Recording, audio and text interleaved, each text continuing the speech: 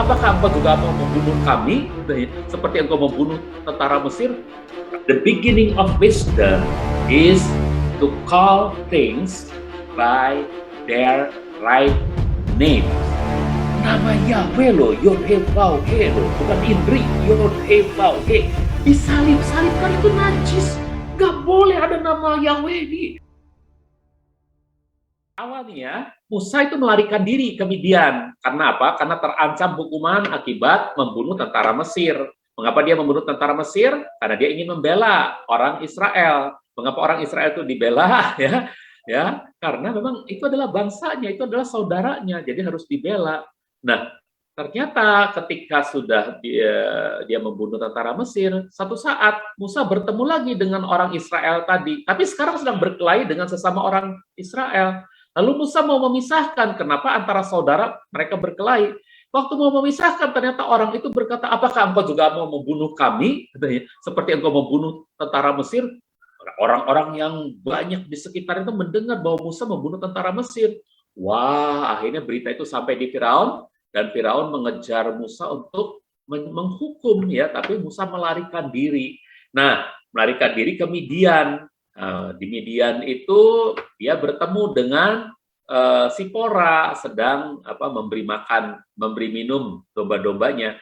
Lalu Sipora berbicara kepada papahnya, Yitro. Wah, ada orang asing ya di dekat sumur. Panggil dia, kata Yitro. Dipanggil masuk, ngobrol-ngobrol-ngobrol. Akhirnya karena kamu nggak punya tempat tinggal, tinggal aja di sini. Lama-lama akhirnya Musa jatuh cinta pada Sipora, dan Yitro jadi mertuanya, gitu ya. Musa bertemu dan menikahi putrinya yang bernama Sipora. Lalu memiliki anak-anak, itu dalam Keluaran 2 ayat 22-21 ya. Itu nggak usah dibaca deh, karena udah. Lalu Musa bertemu dengan Yahweh. Waktu dia masih ada di Midian, waktu dia menjadi menantunya Yitro, waktu Musa telah punya anak-anak itu, dia pekerjaannya apa sekarang? Kerjaan jadi gembala dombanya milik Yitro. Nah, bagaimana dia menggembalakan domba? Pengembalaan domba zaman dulu adalah mengembara jauh pada satu musim, lalu nanti dia akan baru kembali lagi gitu. Waktu mengembara itu sampai di Gunung Sinai. Nah, di Sinai itulah Musa bertemu dengan Yahweh dalam semak belukar yang menyala. Yahweh ada dalam semak belukar yang menyala tapi tidak terbakar, ya. Jadi pada saat menggembala domba Yitro, lalu ya, nah dia bertemu dengan Yahweh. Apakah Musa melapor kepada Yitro? Tidak dijelaskan dalam kitab suci, ya. Menurut saya sih pasti Musa melapor kepada Yitro bahwa dia ketemu dengan Yahweh, Tuhannya orang Israel, gitu ya. Karena jelas Yahweh mengatakan, akulah Yahweh, ya, Elohim nenek moyangmu. Nah, nenek moyangnya Musa. Siapa nenek moyangnya Musa? Abraham, Ishak, dan Yakub. Elohim Abraham, Elohim Ishak, Elohim Yakub. Jelas sekali. Jadi Yahweh itu bukan Elohimnya Yitro, bukan. Yahweh adalah Elohimnya Musa, Elohimnya nenek moyangnya Musa, gitu ya. Mungkin Musa melapor, kalau menurut saya pasti Musa melapor ya tentang pertemuannya dengan Yahweh. Ya, dia melapor kepada mertuanya ya. Nah, akhirnya Musa minta izin untuk kembali ke Mesir. Nah, kalau alasannya nggak jelas kan, ngapain kamu minta izin kembali ke Mesir? Mau lihat saudara-saudara? Ngapain lihat saudara-saudara kamu? Kamu kan terancam hukuman. Nggak usah, kata mertuanya, mungkin begitu kan? Tapi karena dia bertemu dengan Yahweh, makanya dia minta izin, karena Yahweh menyuruh dia untuk melepaskan bangsa Israel, gitu. Jadi minta izinnya ini cukup memberi bukti kepada kita bahwa pasti Musa melapor pada pertemuan ini. Artinya Yitro baru tahu tentang nama Yahweh dari laporannya Musa, bahwa Yahweh adalah Tuhannya nenek moyangnya Musa. Betul kan, saudara? Ya, oke. Lalu Yitro mengizinkan Musa untuk pergi ke Mesir.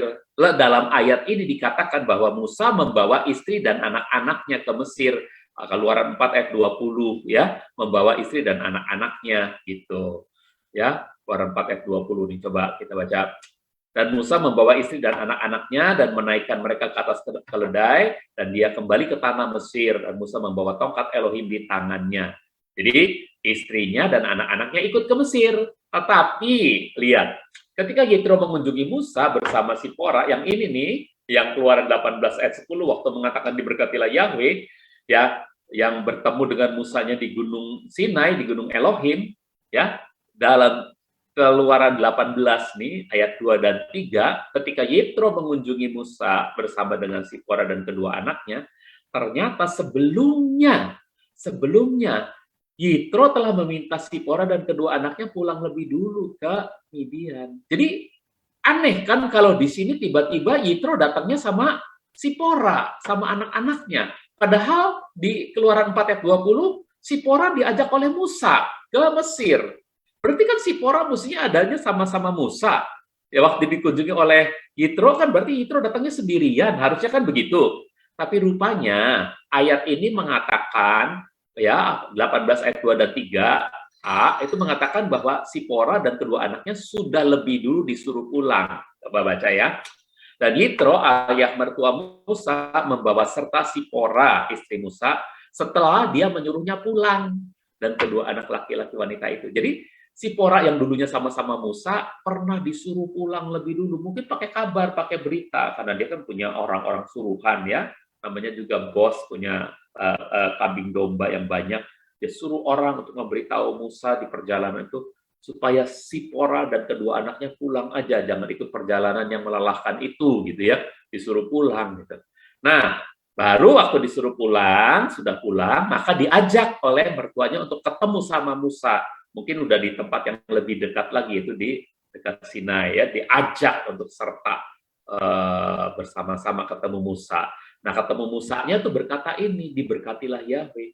Jadi yang terpenting ya, dalam Keluaran 18 ayat 8, ini kita harus tahu nih, Keluaran 18 ayat 8, sebelum Yitro mengatakan diberkatilah Yahweh. Dan Musa menceritakan kepada ayah mertuanya, menceritakan apa? Menceritakan bagaimana Yahweh telah melakukan pekerjaan dahsyat terhadap Firaun dan terhadap orang Mesir demi orang Israel. Dengan segala kesulitan yang menimpa orang Mesir itu dengan kesulitan yang menimpa mereka di perjalanan, ya, namun Yahweh melepaskan mereka, ya, ketemu laut terberau lah, gitu ya, dan banyak hal, ya, nggak ada air yang tawar, adanya air yang pahit, gitu ya. Nah, itu semua diceritakan oleh Musa. Artinya apa? Kalaupun Musa di sebelumnya tidak melapor, pada ayat 8 Musa sudah laporan sama Yitro tentang Yahweh yang bertindak menolong mereka. Jadi artinya bukan Yitro yang memperkenalkan pada ayat 10, bukan. Tapi justru Musa lebih dulu yang memberitahu kepada Yitro. Kalau di sini dia tidak laporan. Kalau waktu bertemuan dengan Yahweh di semak belukar yang menyala, Musa tidak lapor kepada Yitro. Di sini dia melapor di Keluaran 18 ya, sebelum ayat 10. Di ayat 8 dia sudah melapor. Jadi ini yang terpentingnya secara tegas menyatakan bahwa Musa lah yang pertama memperkenalkan nama Yahweh kepada Yitro. Hingga Yitro sadar bahwa Yahweh berkuasa melepaskan Israel dari tangan Mesir. Makanya dia ngomong di ayat 9-nya begini. Ayat 9.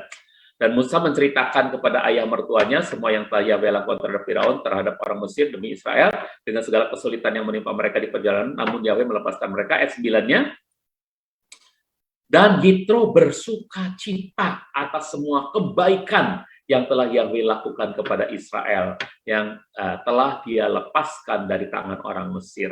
Jadi Yitro-nya bersuka cita dengan dengar kabar semacam itu, dengar laporan semacam itu.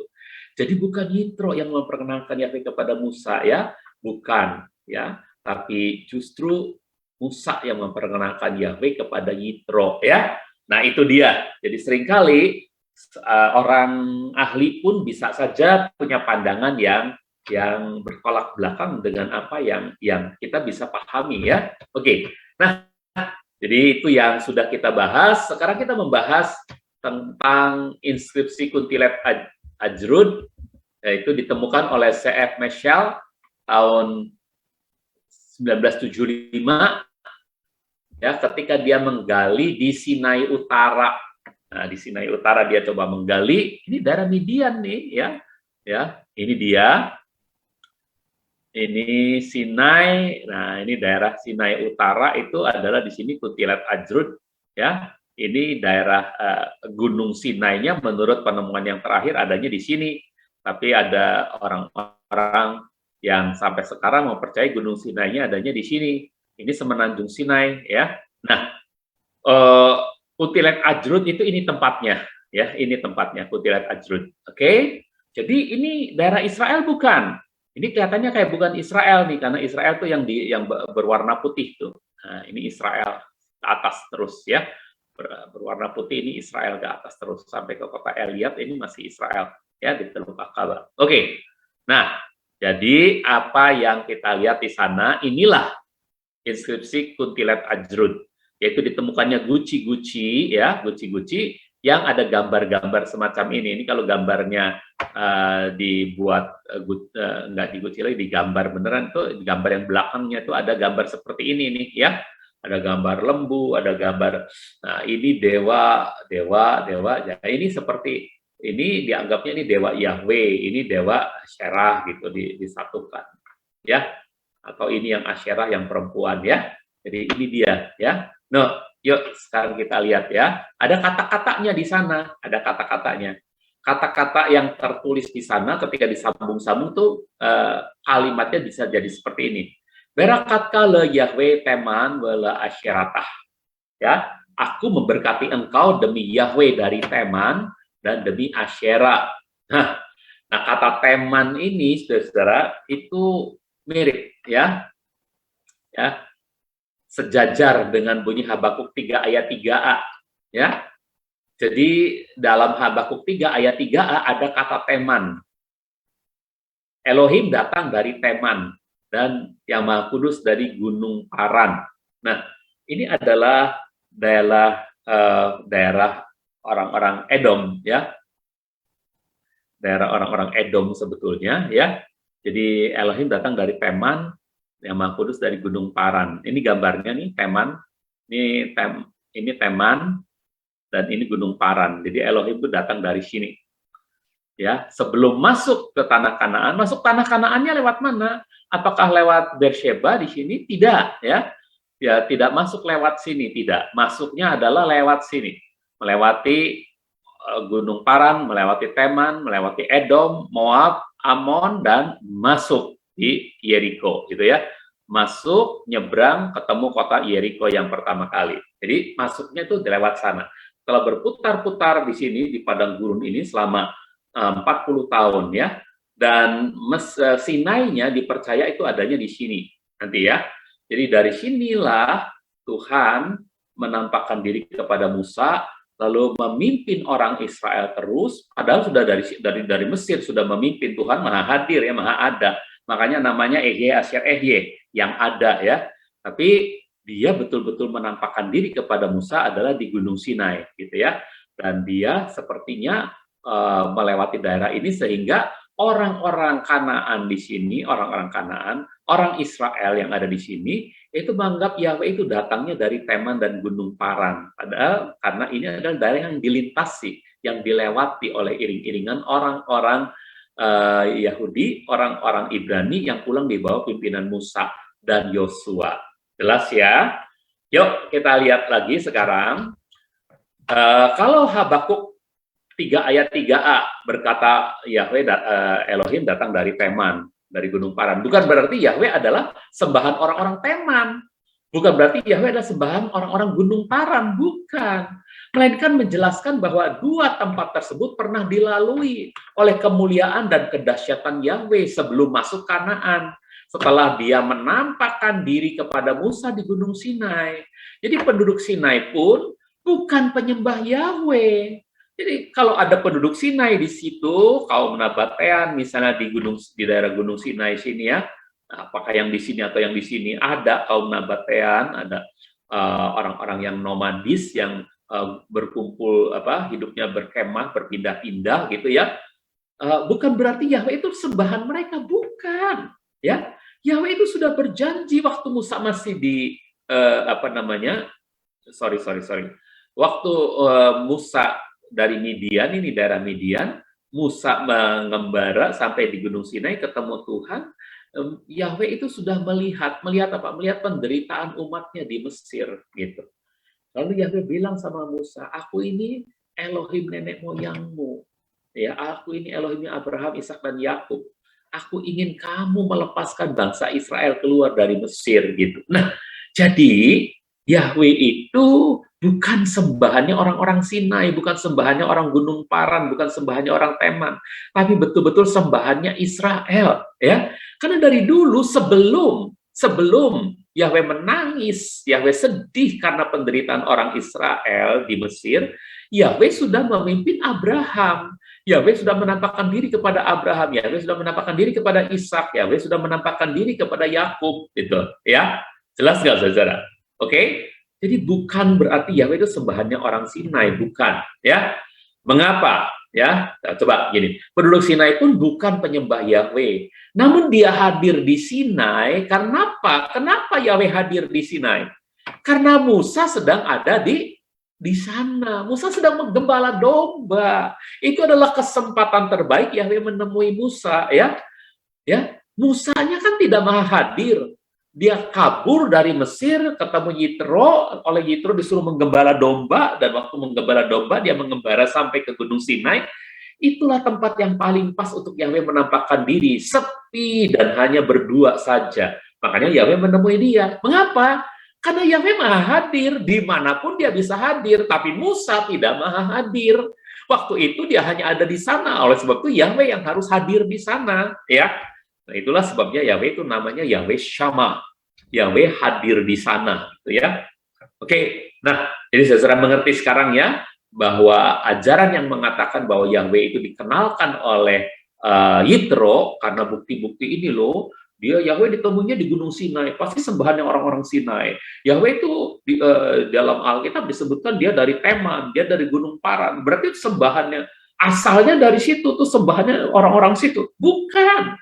Itu cuma sebuah puisi, kalimat nyanyian yang mengatakan Yahweh datang dari Teman.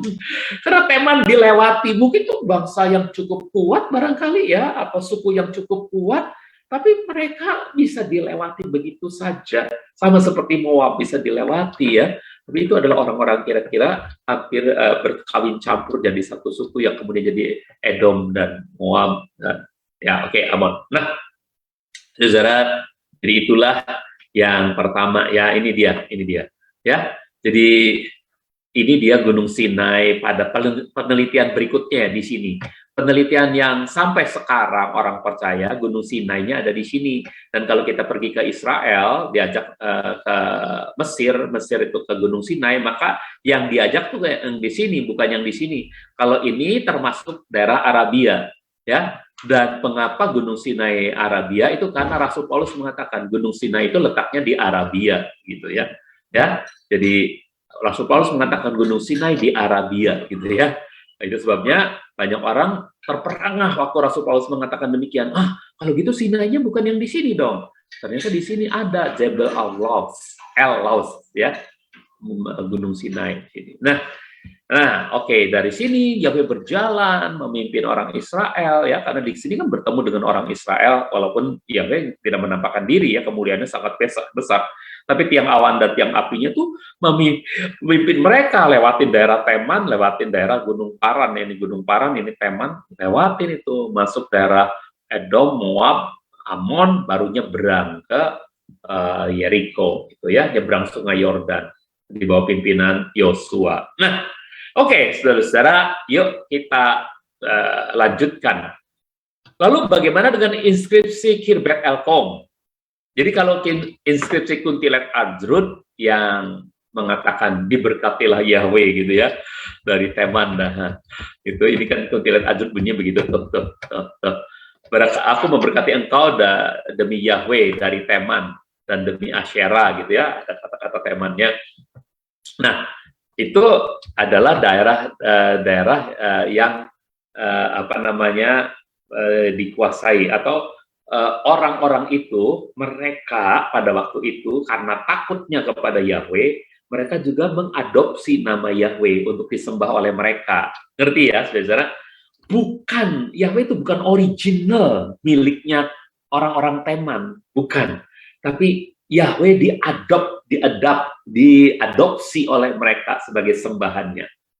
Ya, nah sama seperti apa namanya, ya banyak orang-orang yang dulunya beragama apa gitu ya, kemudian ketika dia bukan beragama ya, jangan, kalau beragama itu pindah betul-betulan. Ya mengadopsi aja ya. Jadi orang-orang Teman itu bersinkritisme namanya ya, mengadopsi Yahweh juga untuk jadikan Tuhan mereka gitu ya. Oke, ya sangat saya harap cukup jelas. Lalu mengenai inskripsi Kirbet Elkom. Ini di mana nih? Ini ternyata di dekat Hebron. Nah, berarti ini di daerah Kanaan nih, kalau tadi di pinggiran Kanaan, kalau ini di daerah Kanaan nih. Nah, ditemukan lewat penggalian W.G. Dever ya, W.G. Dever ya, tahun 1960. Nah, ini dia Kirbet Elkom, dekat Hebron, di dekat Laut Mati ya, ada Hebron, ada Kirbet Elkom, ya, ada Yerusalem, ada Bet Shemesh, ada Betel di sini juga ya. Nah, di sini Kirbet Elkom, berarti ini daerah Kanaan nih. Ya, kemungkinan besar orang-orang Yahudi tinggal di daerah sini juga, Hebron ya. Oke, walaupun ada mungkin bercampur dengan suku-suku lain. Oke, nah, yuk sekarang kita lihat apa yang terjadi dalam inskripsi ini. Ini dia, mereka temukan ada tembikar-tembikar yang seperti ini ya, lempengan-lempengan yang bertuliskan, ada tulisannya, ada ceritanya nih, ini tulisan-tulisannya nih ada nih.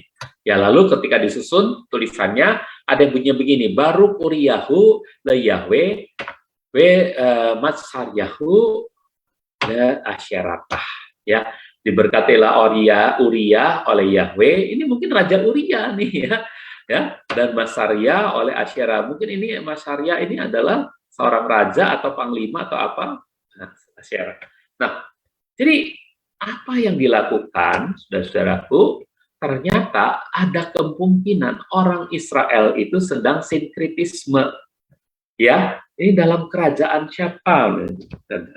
Ya, ya mungkin ada orang-orang tertentu yang dikenal di sana. Apakah ini seorang tuan tanah atau apa ya? Nah, tapi itu adalah bukti bahwa orang Israel sedang sinkritisme karena mereka menyembah Asyera juga. Ya, kalau ini adalah produk dari orang Israel, ya maka orang Israel yang sedang sinkritisme. Kalau tadi orang Teman yang sinkritisme. Ya, tapi sekarang orang Israel pun bisa sinkritisme, saudara-saudara. Ya, nah, semua ini hanyalah praktek sinkritisme. Bangsa-bangsa lain, Kanaan, Midian, Moab, Mesir itu seringkali memadukan ilah-ilah mereka dengan sembahan bangsa yang menaklukkannya atau bangsa yang hebat melintasinya gitu ya. Walaupun nggak ditaklukkan, tapi kalau dilintasi oleh bangsa dengan tentara yang hebat, mereka tuh akan ketakutan. Siapa sih dewanya gitu? Pasti dalam iring-iringan tuh ada dewanya yang dibawa, yang dipermuliakan gitu ya. Demikian juga waktu orang Israel mempermuliakan Yahweh, mereka langsung mengambil nama Yahweh untuk dipuja juga, ya baik oleh orang-orang Kanaan, orang Midian, orang Moab, ini orang Teman ya, Gunung Paran, dan orang Mesir ya, itu memadukan ilah-ilah mereka dengan sembahan bangsa-bangsa yang menaklukkannya. Nah, ini dia orang-orang Moab. Orang-orang Moab itu ya sama. Ini adalah orang-orang yang dekat ke Midian gitu ya. Ya, jadi pertama kali disebutkan tentang Elohimnya Israel, Yahweh, itu ada batu bertuliskan, Omri adalah raja dari Israel, dan he oppressed Moab, dan dia menekan kerajaan Moab. Lalu ada kata-kata, and I took the vessel of Yahweh, dan aku ya mengambil bejananya Yahweh, gitu. Jadi ini yang dilihat dalam batu bertulis di Moab ya. Ya, ini oppressed by atau oppressed ya, dan I took the vessel of Yahweh. Jadi orang Moab ini dia mengambil ya bejananya Yahweh. Untuk apa? Untuk mereka sembah semua bekas-bekas yang dianggap suci oleh seseorang ya. Misalnya di meja abu itu ada Shiloh, ada tempat abu gitu ya, kemudian ada apa lagi, itu benda-benda itu bisa diambil oleh beberapa orang, masing-masing pegang satu. Nah, itu bisa disembah. Sama, di Israel juga pernah terjadi begitu pada zaman hakim-hakim. Ya, efod itu dicuri. Atau Laban, ya, anaknya Laban yang eh, yang bernama Rachel, ya, dia mencuri terafimnya Laban, ya, dicuri, ya, oleh Rachel. Rachel adalah istrinya Yakub. Nah, Yakub itu waktu itu berkata, silahkan papa mertua mau periksa kemah kami, silahkan. Rachel udah sembunyikan itu di pelana untanya. Jadi itu benda-benda itu dijadikan sembahan. Ini yang namanya sinkritisme, saudara-saudara, ya. Nah, jadi bangsa-bangsa lain bisa sinkritisme, tapi Israel sendiri, ya, pernah melakukan sinkritisme. Misalnya pada zaman Raja Ahab nih, ya, contohnya. Nih, Baal cults of Ahab and Jezebel. Jadi Ahab dan Isabel itu melakukan penyembahan secara kultis, ya, untuk dewa Baalnya. Apa yang dipersembahkan? Anak orang bayi dipersembahkan dewa Baalnya. Ini gambaran, saudara, betapa Raja Israel telah melakukan sinkritisme, gitu ya. Oke, cukup. Sekarang, jadi kita tahu bahwa semua inskripsi-inskripsi yang menyebutkan nama Yahweh disandingkan dengan dewa-dewa, itu sebetulnya hanyalah akibat praktek sinkritisme. Baik sinkritisme yang dilakukan oleh Israel sendiri, maupun sinkritisme yang dilakukan oleh bangsa-bangsa. Jadi bukan berarti Yahweh adalah sembahan bangsa-bangsa, bukan sama sekali. Oke? Lalu sekarang mari kita lihat pentingnya nama diri Tuhan, Yahweh dan Yesua. Saudara, begitu pentingnya nama diri Tuhan, Yahweh dan Yesua ini, ya, karena ada yang mempermasalahkan nama Tuhan dengan mengatakan, memangnya kita mau menyembah Tuhan atau mau menyembah nama sih? Kok dimasalahkan bener sih soal nama? Katanya gitu. Ada nggak, saudara, sering dengar nggak pertanyaan semacam ini? Kok soal nama dipermasalahkan? Kita ini mau nyembah Tuhan kan, bukan mau nyembah nama, katanya gitu. Ya, saudara, orang ini pasti tidak memahami, tidak mengerti, ya. Orang ini tentu tidak paham apa yang Rasul Paulus katakan kepada orang-orang Athena. Rasul Paulus dalam Kisah 17 ayat 23, dia berkata begini kepada orang-orang Athena. Dia berkata begini, sebab ketika aku berjalan berkeliling, mengamati benda-benda pujaanmu, aku juga melihat sebuah mazbah yang di atasnya tertulis kepada ilah yang tidak dikenal. Nah, yang kamu sembah tetapi tidak kamu kenal itulah yang aku beritakan kepadamu. Lalu siapa yang diberitakan oleh Paulus? Kisah 17 ayat 18b, ini kan ayat 23, ayat 18b-nya mengatakan begini, sebab Paulus memberitakan Injil tentang Yesua dan kebangkitannya. Jadi yang diberitakan oleh Paulus adalah Yesua. Inilah yang diberitakan oleh Paulus kepada orang-orang Athena. Waktu Paulus melihat ada mezbah semacam ini mezbah nih, ini potongannya ini karena terbelah, ya. Ini potongannya, ternyata ada tulisannya juga, tulisannya kepada ilah yang tidak kami kenal, gitu ya, ilah yang tidak kami kenal, terimalah persembahan ini, gitu. Nah, lalu Paulus menjelaskan, ilah yang tidak kamu kenal, sembahan yang tidak kamu kenal itu, aku kenalkan kepadamu. Karena dia itu memang layak mendapat pujian, dia itu Tuhan semesta alam, namanya Yesua. Maka orang-orang Athena akhirnya banyak yang menjadi Kristen, gitu ya, karena pelayanan Paulus. Jadi begitu pentingnya nama itu harus diberitakan, karena kalau tidak diberitakan, ya apa artinya, saudara-saudaraku, kalau kita mau beritahu bahwa ada loh pencipta langit dan bumi, siapa namanya? Oh, tapi saya juga nggak tahu. Oh, Anda nggak kenal dong, gitu kan? Tapi kalau kita betul-betul kenal, kita pasti tahu namanya, Yesus. Nah, itu yang kita beritakan, itu pencipta langit dan bumi.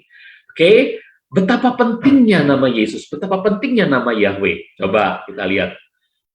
Yahweh sendiri berkata, waktu dia membangun bait suci, waktu dia menyuruh Salomo membangun bait suci, apa yang dia katakan tentang bait suci itu? Itu bait bagi namaku. Perhatikan. Saudara, Yahweh tidak mengatakan itu bait bagi diriku atau bait bagi pribadiku. Tidak. Itu bait bagi namaku. Ini kan aneh, saudara. Cukup kan dia cuma mengatakan itu bait bagi diriku atau itu bait bagi pribadiku. Tidak, dia tidak mengatakan itu. Ayat-ayatnya sangat banyak, ini masih titik koma ya, artinya masih banyak lagi. Coba kita baca satu saja, karena nanti banyak ayat di sini, saudaraku. 1 Tawarin 22 ayat 10 saja. Apakah benar Yahweh mengatakan itu bait bagi namaku? Ya, ia akan mendirikan bait bagi namaku. Ya, ini siapa? Salomo. Jadi Yahweh berfirman kepada Daud, Daud, udah kamu nggak akan membangun bait, tapi anakmu nanti, Salomo, ia akan mendirikan bait bagi namaku. Ia juga akan menjadi anakku, dan aku bapaknya. Aku akan mengukuhkan tahta kerajaannya atas Israel selamanya. Itu kata Yahweh kepada Daud tentang Salomo. Jadi bait yang didirikan itu bait bagi apa? Bukan bagi pribadi Yahweh. Betul, tentu bagi pribadi. Tapi yang disebutkan dalam frasenya, dalam perkataannya Yahweh, dalam firmannya Yahweh adalah bait bagi namaku. Berarti nama ini sepenting pribadinya, gitu, saudara. Banyak orang berpikir kita mau menyembah Tuhan apa menyembah namanya sih? Dia sedang menganggap nama itu tidak sepenting pribadinya. Padahal bagi Yahweh, namanya itu sepenting pribadinya. Ya, karena waktu dia mendirikan bait, itu bait bagi namanya. Masih banyak ayat-ayatnya, saudaraku. Pasal 28 ayat yang ketiga dalam 1 Tawari. Dalam 2 Tawari 6 ayat yang kelima, ayat 8, ayat 9, dan seterusnya. Banyak sekali ayatnya, kalau saudara mau cari ya. Jadi lihat betapa pentingnya nama Yahweh. Yang kedua, dikatakan bait tempat kediaman namaku. Bukan cuma bagi, tapi diperjelas tempat kediaman namaku. Loh, bait kan tempat kediaman diriku kan, harusnya begitu kan? Bait kan bait itu artinya rumah. Rumah kan tempat kediaman pribadiku kan? Mengapa kok tempat kediaman nama? Aneh kan? Di rumah yang tinggal adalah nama katanya. Tapi bagi Yahweh namanya adalah kehadirannya. Namanya adalah dirinya gitu. Nah, banyak orang Israel, banyak orang Kristen, banyak orang-orang percaya sama seperti kita ini pada zaman ini yang tidak tahu hal itu. Ya, bahwa Yahweh menyuruh Salomo membangun bait itu adalah tempat kediaman namanya, karena bagi Yahweh namanya itu senilai dengan pribadinya. Namanya itu adalah pribadinya. Coba kita baca dalam 1 Raja-Raja 9 ayat yang ketiga ya. 1 Raja-Raja 9 ayat yang ketiga. Saya cuma kutip satu ayat, saudara boleh catat ini ayat, masih banyak yang lainnya lagi, tapi saya nggak usah tulis terlalu banyak ya, karena terlalu banyak sekali. 1 Raja-Raja 9 ayat yang ketiga saja. Yahweh berfirman kepadanya, aku telah mendengar doa dan permohonanmu yang engkau panjatkan kepadaku. Jadi Yahweh menjawab Salomo nih, ya. Yahweh berfirman kepada Salomo, aku telah mendengar doa dan permohonanmu, hai Salomo, yang engkau panjatkan kepadaku. Aku telah menguduskan bait yang telah engkau bangun sebagai tempat kediaman namaku selamanya. Sehingga mata dan hatiku akan selalu ada di sana selamanya. Waktu namanya ada di dalam bait itu, namanya berdiam di dalam bait itu, maka itu artinya mata dan hatinya Yahweh selalu ada di sana selamanya. Saudara-saudara, bagi Yahweh, namanya itu mewakili pribadinya. Ya, jadi orang kalau memisahkan nama dengan pribadinya, mau menyembah apa sih? Menyembah Tuhan, pribadinya Tuhan, apa menyembah nama sih? Kok nama kok diagung-agungkan banget sih? Ya, itu kan orang yang kontra dengan kita akan berkata begitu ya, saudara-saudara. Nah, sebetulnya Yahweh sendiri mengatakan bahwa namanya itu perwakilan dari pribadinya, gitu ya. Oke, jelas ya, saudara. Baik, kita lanjutkan pada pernyataan berikutnya. Bait yang telah aku kuduskan bagi namaku. Baitnya dibangun oleh Salomo, dikuduskan oleh Yahweh. tapi dikuduskannya bagi namanya. Aneh juga ini, saudaraku. Tapi ini sangat tegas, sangat jelas di banyak ayat dituliskan begitu. Bait yang telah aku kuduskan bagi namaku. Dikuduskannya bukan bagiku, tapi bagi namaku. Saudara, betapa namanya menjadi pertaruhan luar biasa. Ya, nah kita baca 1 Raja-Raja 9 ayat yang ke-7. Maka aku akan membuang orang Israel dari negeri yang telah aku berikan kepada mereka. Jadi ini ya, kalau orang Israel melupakan untuk datang kepada Yahweh di bait itu, menyembah dan memuji Yahweh, gitu ya, mereka melupakan namanya, maka aku akan membuang orang Israel dari negeri yang telah aku berikan kepada mereka, dan bait yang telah aku kuduskan bagi namaku ini akan kuruntuhkan dari hadapanku. Jadi bait yang didirikan oleh Salomo itu ternyata telah dikuduskan oleh Yahweh bagi apa? Bagi namanya. Jadi kalau bait ini kemudian diruntuhkan, maka namanya tidak ada lagi di sana, saudara-saudara. Ya, dikuduskan bagi namanya, bukan bagi pribadinya. Sangat jelas. Betul, itu artinya bagi pribadinya, tapi yang dipakai adalah bagi namaku. Berarti nama ini sangat penting. Bagi Yahweh, namanya itu sangat penting. Ya. Berikutnya, bait yang atasnya namaku disebut. Bait yang atasnya namaku disebut. Bait yang atasnya aku bertahta gitu. Kenapa nggak begitu sih? Kok yang atasnya namaku disebut gitu? Yeremia 7 ayat 10 ya. Jadi ada perkataan ini. Ini banyak ayat-ayatnya loh saudara. Ya. Ya, Yeremia 7 ayat 10, Yeremia 7 ayat 11, Yeremia 7 ayat 14, Yeremia 7 ayat 30, Yeremia 32 ayat 34, Yeremia 34 ayat 15, dan masih ada lagi. Jadi bait yang atasnya namaku disebut. Yeremia 7 ayat 10. Lalu masuk dan berdiri di hadapanku di dalam bait ini yang atasnya namaku disebut, dan berkata, kami diselamatkan untuk melakukan semua kejijikan ini.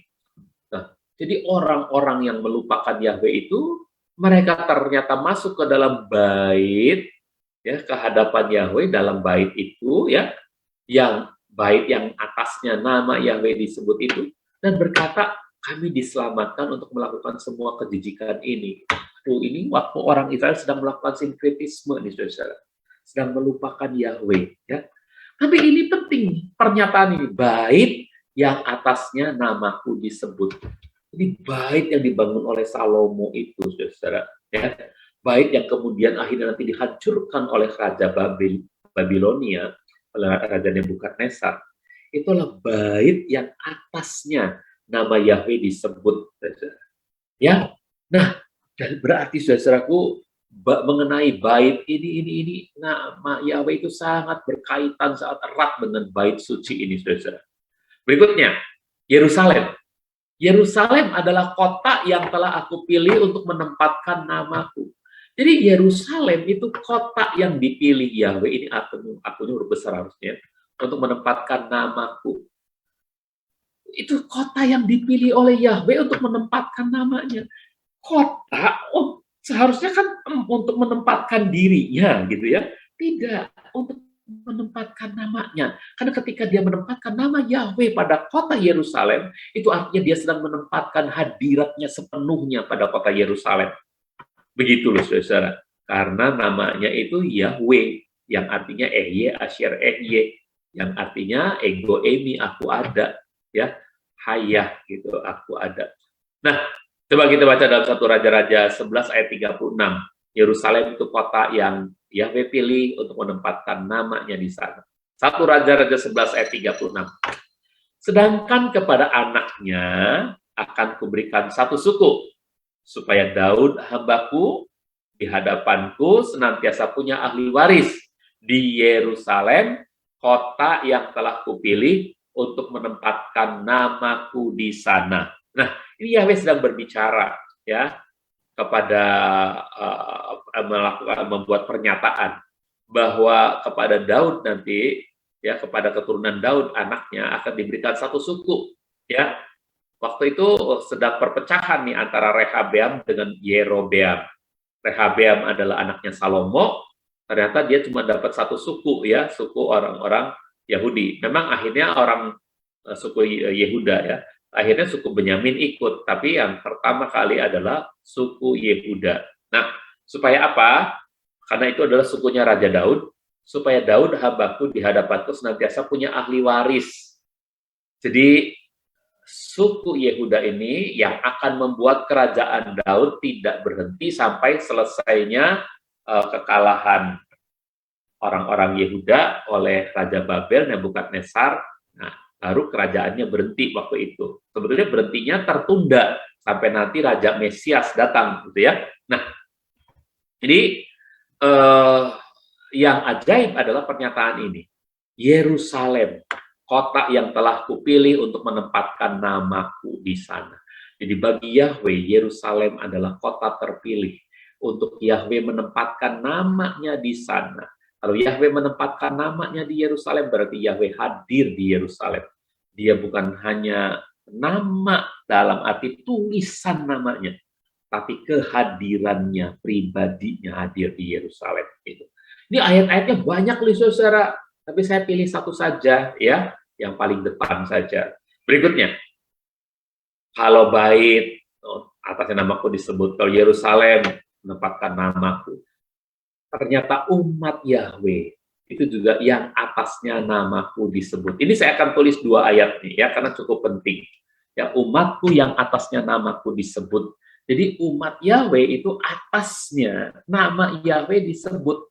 2 Tawarik 7 ayat 14. Lalu umatku yang atasnya namaku disebut, kalau mereka merendahkan diri, berdoa, mencari wajahku, ya. Jadi yang paling utama adalah bagaimana pemulihan itu terjadi ketika umat Yahweh itu, atas umat Yahweh itu, nama Yahweh disebut, maka pemulihan pasti terjadi sangat luar biasa. Gitu, ya. Nah, dan dalam Ulangan 28 ayat 10, segala bangsa di bumi akan melihat bahwa kamu disebut dengan nama Yahweh. Jadi umatku yang atasnya namaku disebut.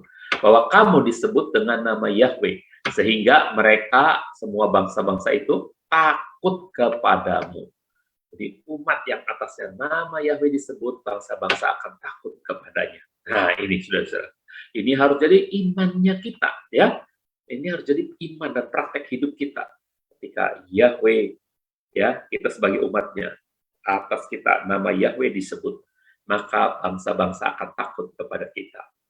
Nah, umatnya juga adalah umat yang mengenal namaku. Jadi mengenal nama Yahweh.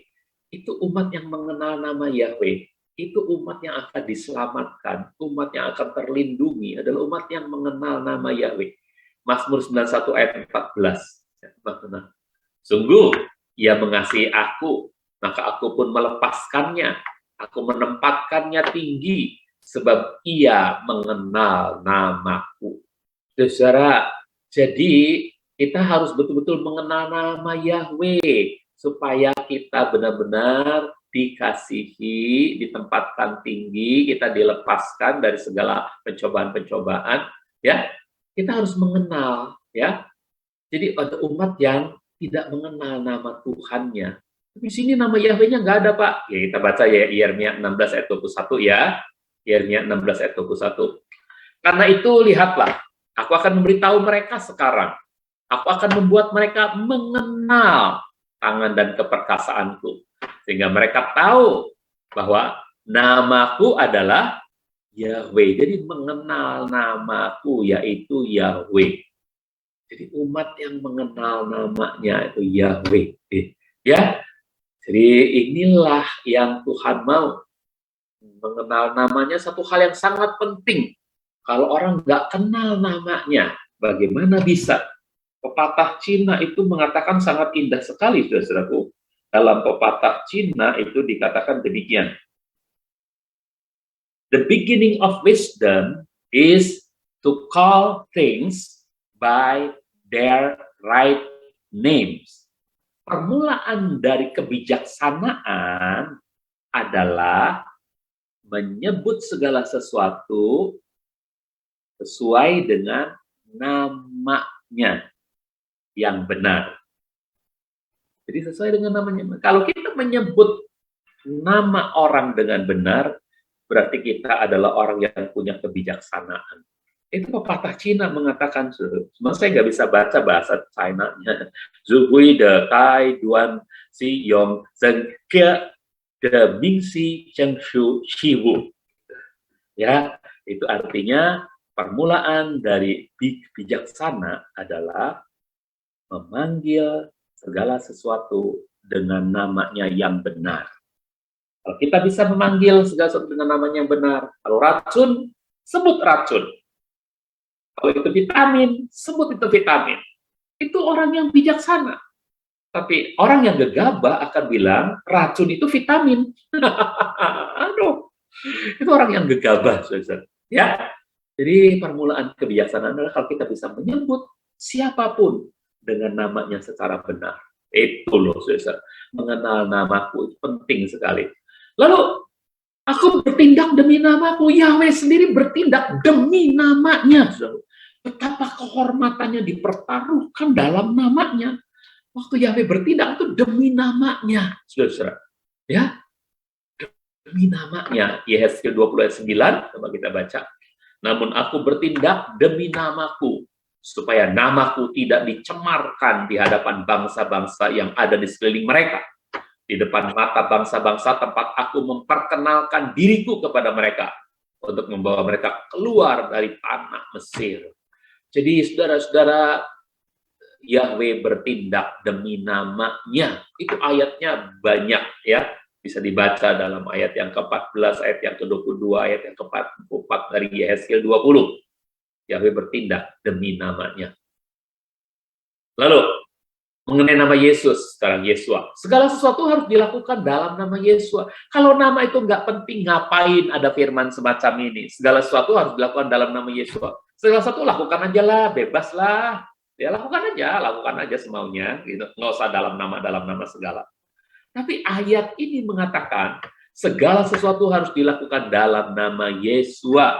Kolose 3 ayat 17. Dan segala sesuatu yang dapat kamu lakukan dengan perkataan atau perbuatan, lakukanlah semuanya dalam nama Tuhan Yesua, dengan mengucap syukur melalui Dia kepada Elohim Bapa. Jadi lakukan dalam nama Tuhan Yesua. Saudara, ya, mau makan, saudara katakan dalam nama Tuhan Yesua HaMashiach. Saudara mau apapun, mau olahraga, katakan dalam nama Tuhan Yesua HaMashiach. Sudah akan indah sekali kalau segala sesuatu dilakukan dalam nama Tuhan Yesua HaMashiach. Ada orang katanya, Pak, kalau mau yang jorok-jorok, dan saudaraku, kalau tujuan saudara adalah baik, membuang kotoran misalnya, saudara lakukan dalam nama Tuhan Yesus HaMashiach, Tuhan nggak marah kok. Malah dia lihat kamu, saudara, adalah orang yang betul-betul taat pada apa yang Tuhan kehendaki dalam ayat ini. Ya, jadi lakukan segala sesuatu dalam nama Tuhan Yesus HaMashiach. Karena kita nggak tahu, kita masuk kamar mandi, kepleset, jatuh, bisa.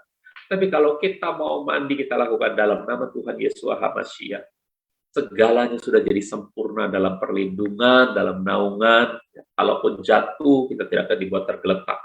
Dan kalaupun kita harus pulang, itu adalah waktu yang terbaik bagi kita, saudara.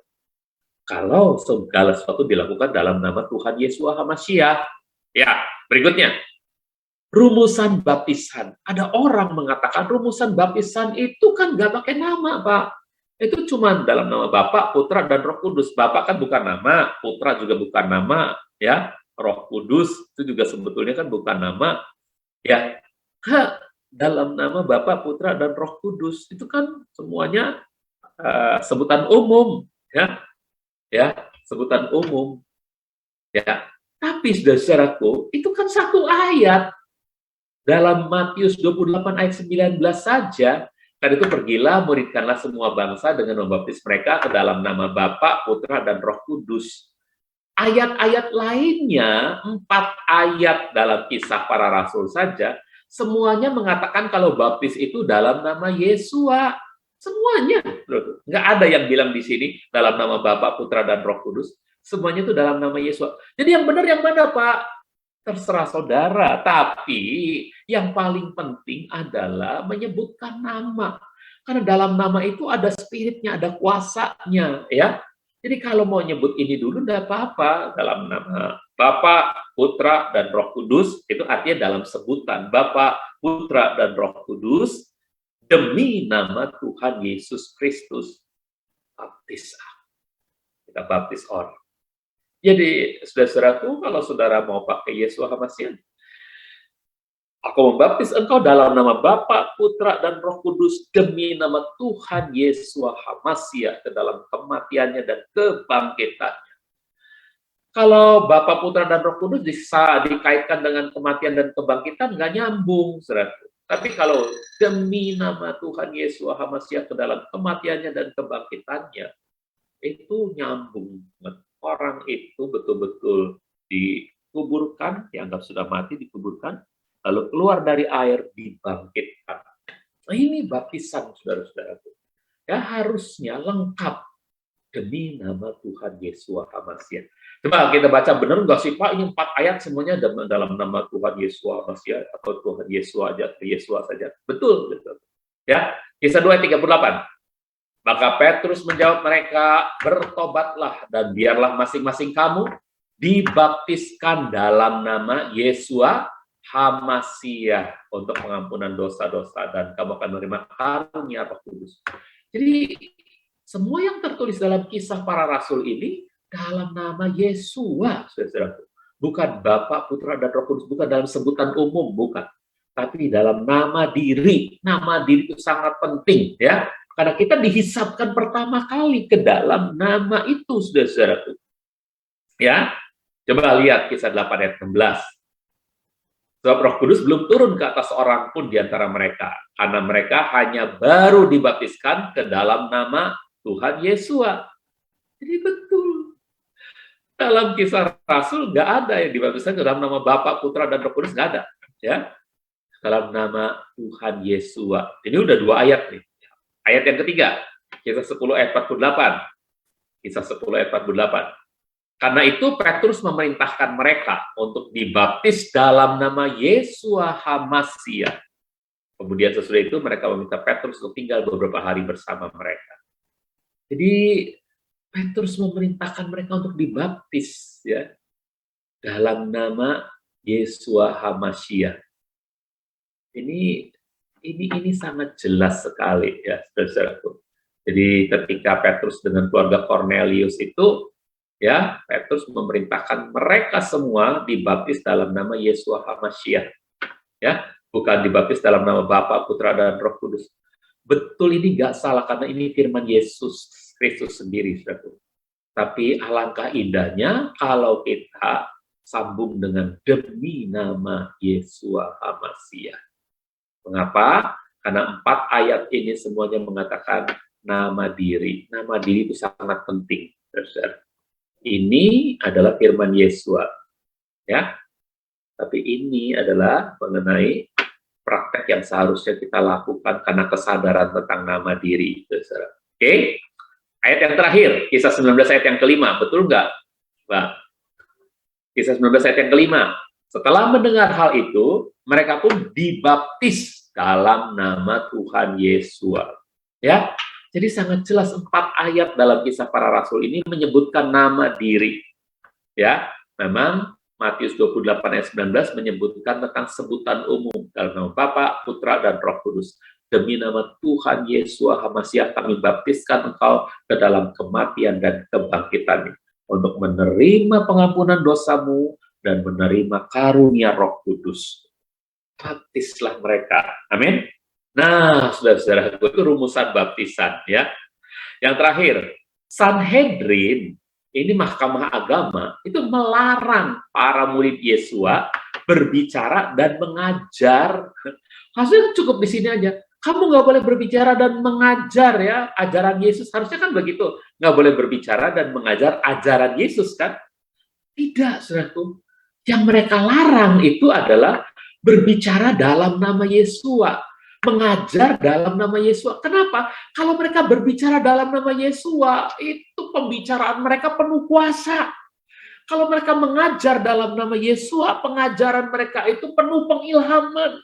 Sehingga orang yang mendengar itu, mereka terbuka hatinya. Jadi ada kuasa yang menyertai dalam nama Yesua itu, saudara. Makanya nama itu sangat penting.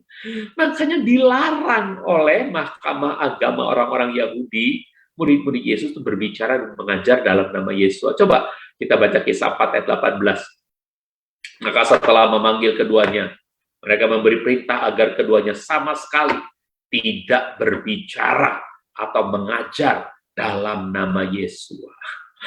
Jadi ini nama yang sangat luar biasa dan sangat penting sekali untuk disebut, untuk dipanggil, untuk dibicarakan, untuk diajarkan, gitu, saudara ya. Nah, saudara, nah 5 ayat 40 juga sama, tapi kan nggak perlu semuanya dikutip ya. Oke. Baik, saudara, sekarang kita beralih pada inskripsi. Saya akan habiskan saja hari ini ya, saudara. Nah, ini adalah pelajaran terakhir aja kalau menurut saya. Misteri dalam inskripsi Pilatus pada salib Yesua. Mohon maaf kalau agak telat sedikit, ini saudaraku, agak lama sedikit ya. Coba kita lihat dalam Yohanes 19 ayat 19. Di sini dikatakan, Pilatus juga menulis sebuah prasasti dan meletakkannya di atas salib itu. Prasasti, ingat ini prasasti, itu sama dengan inskripsi. Jadi inskripsi-inskripsi yang ditemukan itu merupakan prasasti-prasasti yang ditulis oleh orang-orang pada zaman itu. Ya, kalau inskripsi Khirbet el-Qom, ya, inskripsi Kuntilet Ajrun, itu adalah sebuah tulisan yang ditulis oleh orang-orang pada zaman itu yang ketika ditemukan pada tahun 1960, 1975 itu lewat penggalian-penggalian. Begitupun prasasti yang ditulis oleh Pilatus, sayangnya ini tidak ditemukan. Bekas salibnya Tuhan Yesus itu entah sudah hancur kemana, tidak ditemukan. Prasastinya pun tidak ditemukan, tapi ditulis prasastinya. Ya, Pilatus menulis sebuah prasasti dan meletakkannya di atas salib itu. Tulisannya adalah dalam bahasa Indonesia nih ya, Yesua orang Nazaret, raja orang Yahudi. Ya, lalu ayat 19, ayat 20-nya berbunyi demikian. Karena tempat Yesua disalibkan itu terletak di dekat kota, maka banyak orang Yahudi membaca prasasti itu yang tertulis dalam bahasa Ibrani, hingga orang Yahudi bisa baca.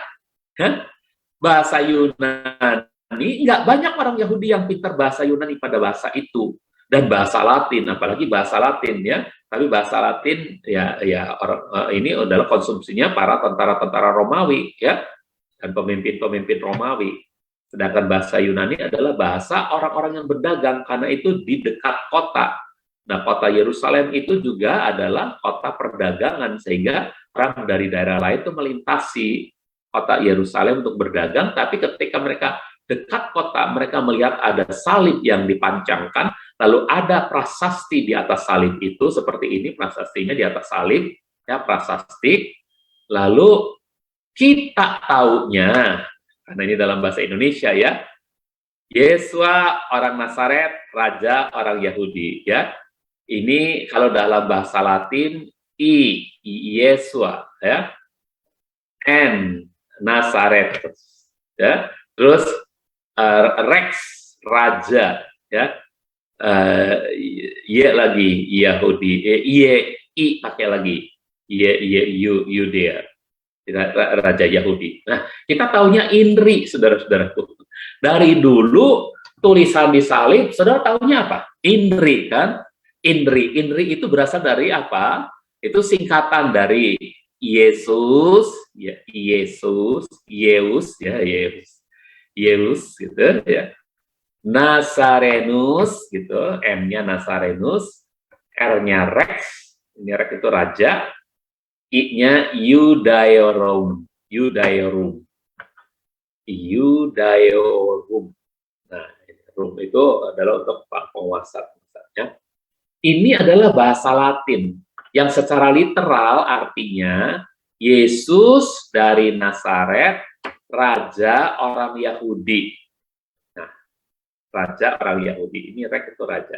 Yesus dari Nazaret, raja orang Yahudi. Itu kan yang kita tahu Inri aja gitu dari dulu. Apa yang tertulis di papan kayu salib? Buku siswa atau sekolah kelas berapa tuh? Tulisannya Inri. Padahal sebetulnya ada sebuah rahasia, ya, ada misteri dalam inskripsi itu. Apa misterinya? Ini saudara-saudaraku ya. Jadi yang tertulis sebetulnya Yesua Hanasri Wamelek Ha Yehudim gitu. Dalam bahasa Yunani kan tertulis dalam 3 bahasa. Yang pertama bahasa Ibrani, ini bisa dibaca oleh semua orang Ibrani ini yang lewat-lewat di situ. Lalu ini oleh para pedagang. Ini para bisnismen, pedagang, mereka bisa baca ini. Yesus Honasoraiois, ya, Ho Basileus ton Yudayon. Nah, jadi Yesus orang Nazaret, raja orang Yahudi. Atau dalam bahasa Latin. Jadi nggak ada dalam bahasa Aramaik itu nggak ada, ya. Karena ini dia sudah bahasa Ibrani yang mungkin pada waktu itu dalam pemakaian sehari-hari terpengaruh Aramaik, tapi ininya sendiri ya ini bahasa Ibrani. Oke. Dan ini tulisannya dalam bahasa Latin, Yesus Nazarenus Rek Iudaeorum. Nah, itu dia. Yesus orang Nazaret, raja orang Yahudi. Lalu mungkin kita berkata ya, nah kalau begitu, kalau tulisannya Yesua Hanasri Wamelek Ha Yehudim, itu kan ada huruf Yod, He, Vav, He, ya kan? Ada Yod, He, Vav, He. Nah, ini misterinya saudara-saudaraku. Ada arti yang tersembunyi ya dari bahasa Inggrisnya Jesus the Nazarene and King of the Jews itu sebetulnya adalah Yesua Hanasri Wamelek Ha Yehudim. Yesua itu tertulisnya dengan huruf Yod awalnya, lalu Hanasri dengan huruf He, Wamelek dengan huruf Waw, dan Ha-Yehudim dengan huruf He lagi. Yod, He, Vav, He. Ini dia. Yod, He, Vav, He. Ini apa? Yahweh. Ini Yahweh. Ini kalau dibalik ini Ye-Ha-We-Ha. Yahweh. Jadi ada yang tersembunyi di sana. Bukan Indri, bukan Yahweh. Ya, apa? Ya, Yahweh. Di salib ada nama Yahweh. Maksa, Pak. Maksa apanya? Ini loh, Pak. Ininya maksa, Pak, nih. Wah, melek. Mestinya kan nggak ada wa-nya, Pak. Ya, mestinya kan nggak ada. Cukup aja Yesus the Nazarene, King of the Jews, gitu. Ini maksa Pak pakai wow, ya maksa katanya. Harusnya kan nggak ada nih, cuman ininya betul ada. Yesua harus pakai huruf Yod.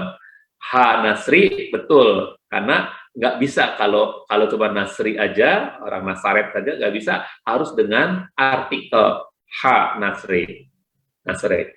Kemudian Melek, harusnya kan cuma Melek aja, kenapa ditambahin wow gitu ya. Nah, ini Ha Yehudim juga betul, ada haknya, Ha Yehudim. Jadi maksa Pak nambahin wow. Saudara-saudara mungkin orang akan bilang begitu, maksa gitu ya. Tunggu dulu, saudara. Saudara nggak kenal gaya bahasa Yahudi, gaya bahasa Ibrani. Kalau saudara kenal gaya bahasa Ibrani, ini seperti tertulis dalam ini ya, link ini ya, saudara bisa buka. Sentences in Biblical Hebrew, kalimat-kalimat dalam bahasa Ibrani Alkitabiah often begin with the conjunction, sering dimulai dengan kata sambung wow,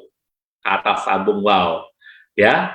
Jadi sering kali dimulai dengan kata sambung wow, as either a consonant, baik sebagai konsonan huruf mati, or a shurek vowel, atau sebagai huruf hidup u, shurek ya, huruf hidup berbunyi u itu shurek.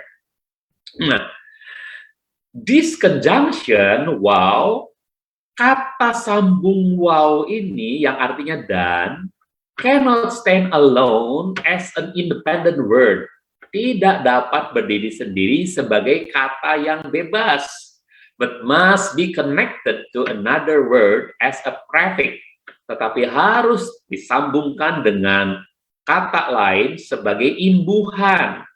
Ya, jadi wow-nya itu sebagai imbuhan. This can be added, ya. Wow itu bisa ditambahkan baik kepada noun, kata benda, kepada verb, kata kerja, kepada pronoun, kata ganti, or a particle, atau kepada kata sandang. Jadi wow itu bisa ditambahkan kepada noun, kepada verb, kepada pronoun, kepada particle. Biasanya ini selalu ada di depan sebuah frase. Jadi kalau sebuah kalimat itu terdiri dari anak-anak kalimat, pasti pakai wow lagi, wow lagi, wow lagi, wow lagi. Gitu, saudara. Ya, jadi pasti pakai wow, wow, wow. Itu adalah gaya bahasa Ibrani oleh dua orang ahli itu, saya lupa namanya ya. Itu dikatakan bahwa penggunaan wow yang terlalu sering itu akhirnya ketika diterjemahkan ke dalam bahasa Yunani kelihatan kai itu sebetulnya bukan khas bahasa Yunani. Bahasa Yunani nggak khas begitu pakai kai. Yang khas itu adalah karena bahasa Ibrani, berarti kemungkinan besar bahasa Yunani yang banyak kai seperti dalam kitab Markus itu karena asalnya adalah kitab Markus itu tertulis dalam bahasa Ibrani karena ada banyak wow-nya gitu. Contohnya nih saudara. Ini dia. Yesua, ini nggak pakai wow, nggak kenapa-napa karena nama biasanya ya Yesua. Hanatsri, tapi begitu mulai dengan frase baru, wah melek, harus ada wow. Itu udah biasa dalam bahasa Ibrani. Harus ada wow, udah biasa ya. Wah melek, ha Yehudim. Satu frase mungkin nggak pakai wow, ya, tapi bisa juga pakai wow, Yesua gitu ya. Hanatsri, ini Yesus orang Nazaret. Dan raja orang Yahudi itu biasa, dan raja orang Yahudi biasa, kalimatnya Ibrani itu biasa begitu, saudara. Contoh yang jelas nih ya, saya kasih contoh sama saudara supaya saudara benar-benar tahu. Dalam Kejadian 1 ayat yang kedua, ini yang literal version, menerjemahkan dari bahasa Ibrani ini ya. Bahasa Ibraninya begini, ya. Wahaaretz, dan bumi hayatah tohu wabuhu, dan bumi itu ya wahaaretz ini kita baca lah inilah adalah kebiasaan bahasa Ibrani itu bisa memasukkan conjunction digabung dengan kata benda. Dan bumi itu and the earth has existed tohu wa bohu, waste and void. Ya, terus wahosek alpane tehom, wahosek alpane tehom. Nah, gitu. Di sini and darkness is on the face of the deep. Ya, the deep. Lalu frase baru lagi, Waruah Elohim merahepet alpene hamayim. Nah, itu and the spirit, nya itu and the spirit of God fluttering on the face of the waters. Nah, dalam bahasa Inggris ini nggak lazim sebetulnya and begini ya. Biasanya ya langsung aja. The earth has existed, waste and void, darkness is on the face of the, baru di sini and the spirit, terakhir pakai and boleh, atau so gitu ya, the spirit of God fluttering on the water, itu boleh. Tapi kalau and sampai 3 kali ini tidak lazim dalam bahasa Inggris. Namun karena dia adalah literal, terjemahan literal, maka dia harus memasukkan ini and. Ikutin aslinya ada wow, dan ada wow di situ. Ya, jelas nggak saudara? Nah, jelas. Oke, ini yang sini ya. And the spirit of Waruah Elohim and spirit of God, ya, merahepet fluttering on the face of the waters, ya, hamayim. Nah, ini contoh, saudaraku. Sekarang ILT gimana? ILT juga, karena ILT adalah literal, saudara. Yuk kita lihat ILT ya. Dan bumi menjadi tak berbentuk dan hampa. Nih dia. haaretz hayata tohu wa bohu. Dan bumi menjadi tak berbentuk dan hampa, ya. Wehosek alpenei tehom, dan kegelapan ada di atas permukaan samudra raya. Weruah Elohim merakepet alpenei hamayim, dan roh Elohim ada mengeram di atas permukaan air. Jadi lazim nggak, saudaraku, kalau pakai vaw? Kalau pakai vaw, lazim. Makanya tadi kalau pakai vaw, ya, kalau pakai vaw begini nih, di sini itu pasti lazim. Wah, melek. Ada orang bilang maksa banget sih ini ditambahin vaw jadi yod he vaw he. Coba kalau nggak ada ininya. Jadi yod he mem he gitu kan. Kalau nggak ada vaw ini kan yod he, yang ini kan yang kepake mem he kan. Kalau ini kan nggak ditambahin vaw jadi yod he vaw he.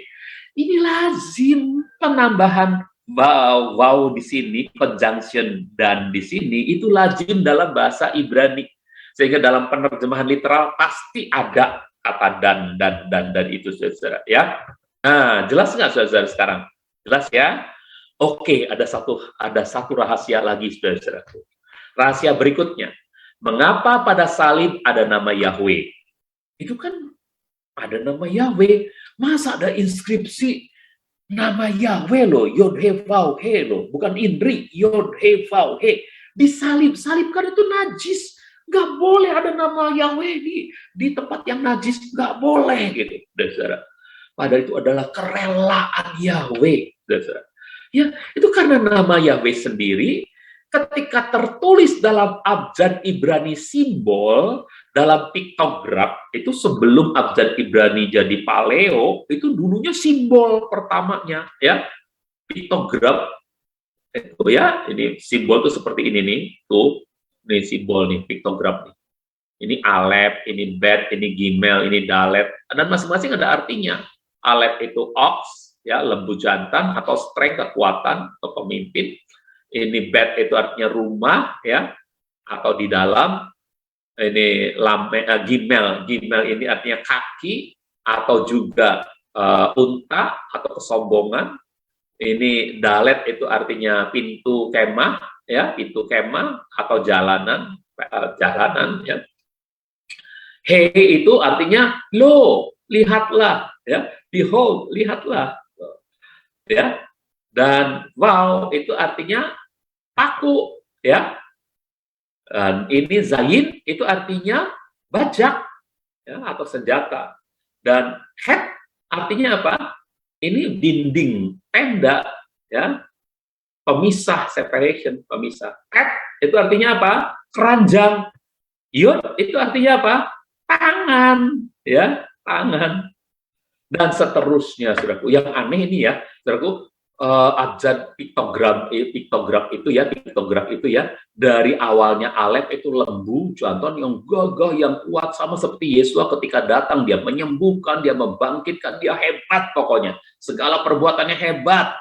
Tapi akhirnya, ini awalnya kan alef, akhirnya tau kan, akhirnya dia disalibkan juga jadi tanda kematian, tau, tanda, ya, karena covenant, karena ikat janjinya, dia rela mati untuk kita sekalian.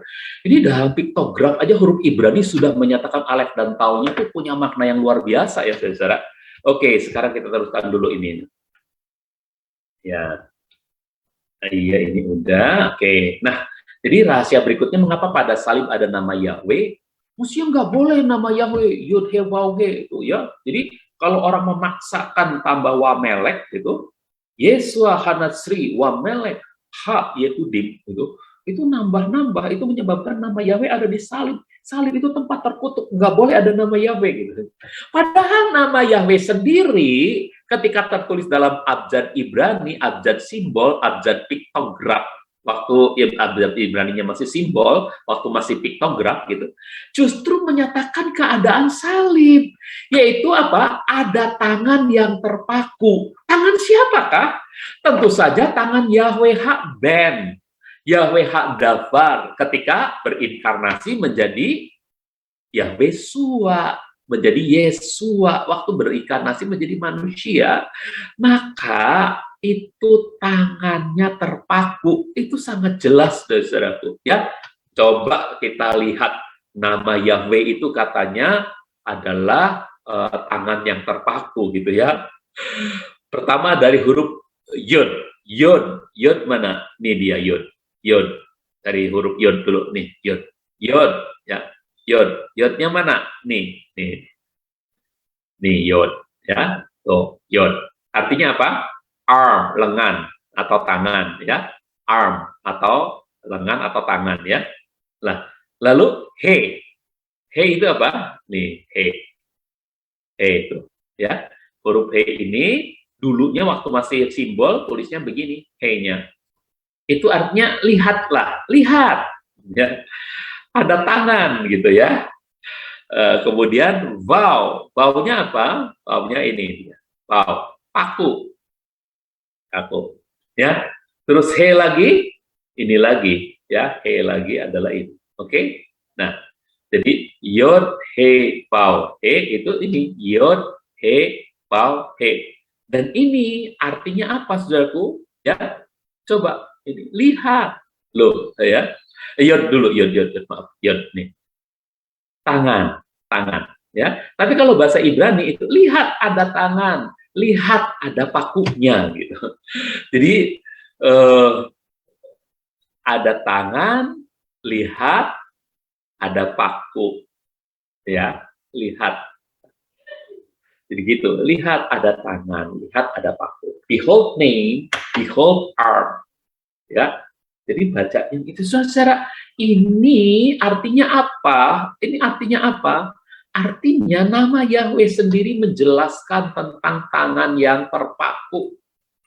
Saudara, itu siapa tangannya, siapa yang terpaku itu? Tangannya Yahweh Hakben, ketika dia menjelma jadi Yahweh Sua. Tangannya Yahweh Hakdabar, ketika dia berincarnate, masuk ke dalam daging, ya, bertabernakel, berincarnate ke dalam daging. Behold nail, behold head. Lihat ada paku, lihat ada tangan. Lihat ada paku. Saudara, jadi inilah rahasia yang kedua dari nama Yahweh yang sangat luar biasa. Nah, saya akhiri dengan ini saja, saudaraku, mengapa ini penting? Saya akhiri dengan ini karena di luaran sana ada banyak orang mengira saya itu mengatakan bahwa orang yang tidak menyebut nama Yahweh pasti akan masuk neraka gitu ya. Siapa yang mengembuskan kata-kata yang nggak benar itu gitu. Dari mulut saya belum pernah terucapkan seperti itu. Yang saya ucapkan adalah barang siapa menyeru nama Yahweh, mereka akan diselamatkan. Itu memang, karena itu ada ayatnya ya. Saudara, ada dua ayat terkenal tentang keselamatan, ya, banyak ayat tentang keselamatan, tapi ada dua yang sangat terkenal. Yang pertama adalah Yohanes 3 ayat 16. Sebab Elohim demikian mengasihi dunia ini, sehingga dia mengaruniakan putranya yang tunggal, supaya setiap orang yang percaya kepadanya tidak akan binasa, melainkan dapat memperoleh hidup kekal. Betul ya? Jadi di sini, saudaraku, ayat ini jelas bahwa keselamatan dapat diperoleh manusia yang percaya kepada putra tunggal Elohim, yang telah dikaruniakan oleh Yahweh ke dalam dunia ini. Jadi setiap orang yang percaya kepada putra tunggal Elohim yang dikaruniakan Yahweh ke dalam dunia ini untuk mati menebus kita, orang yang percaya itu pasti diselamatkan, saudara. Ya, nah, jadi ini ada kaitan dengan nama Yahweh? Nggak ada nih, cuman percaya aja, percaya pada putra tunggal Elohim. Jadi nggak ada kaitan dengan nama Yahweh. Tapi ayat yang kedua ini terkait dengan nama Yahweh. Kisah 2 ayat 21, Roma 10 ayat 13. Karena ini kutipan dari kitab Yoel, ya. Dan akan terjadi setiap orang yang memanggil nama Yahweh, dia akan diselamatkan.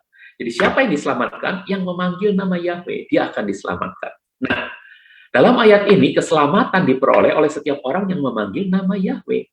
Nah, lalu bagaimana kalau nggak menyebut nama Yahweh? Siapa bilang orang Kristen nggak menyebut nama Yahweh? Waktu mereka menyeru Yesus, mereka itu memanggil nama Yahweh karena Yesus pada hakikatnya adalah Yahweh Sua, Yahweh Juru Selamat.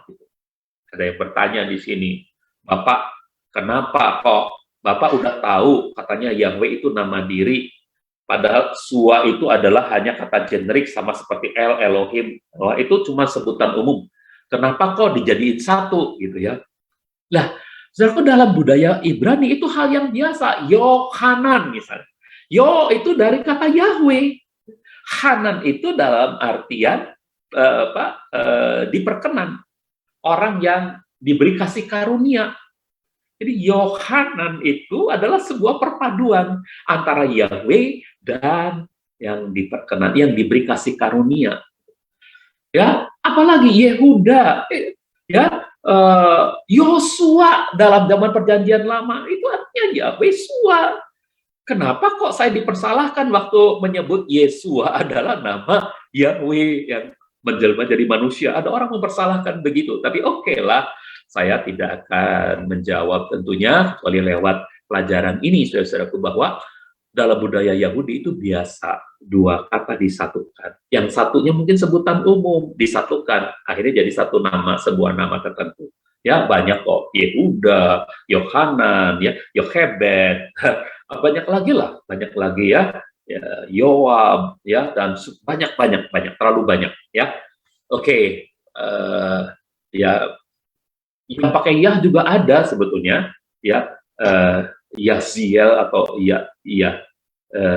ada yang pakai Yah juga, saudara-saudaraku. Jadi jangan sampai saudara-saudara terpengaruh. Coba klik di bahasa asli Alkitab, pasti ketemu ya nama orang yang pakai Yah di depannya, pasti ada, saudaraku. Yahiel kalau nggak salah ada Yahiel, ya.